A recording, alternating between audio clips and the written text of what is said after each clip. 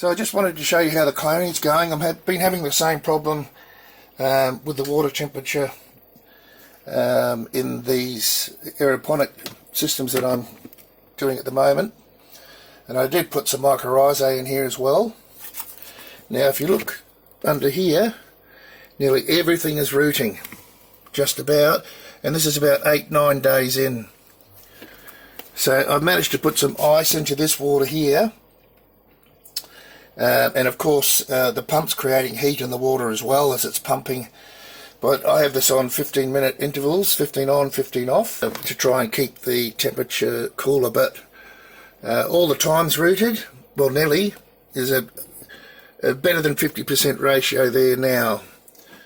So what I'll do here is I'll just stick a bit of ice in this water, let the ice cool the reservoir down, and carry on with this, and I'll have to check it sort of every morning. And while I do that too, I'll check the pH. The nutrient levels normally not a problem in these for the short period of time they're in, normally 2 weeks, 3 weeks maximum. Because of the temperatures in, this is all in my garage, it gets quite hot in here. It's got fibro sides on it, so, and a metal roof, so corrugated iron roof, but you can imagine how warm it can get in here.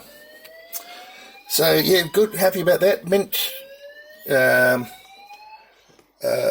rosemary and thyme, all propagating in there.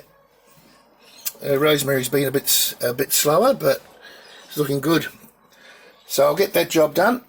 Just a bit of an update on that aeroponic cloning of the mint, the thyme and the rosemary.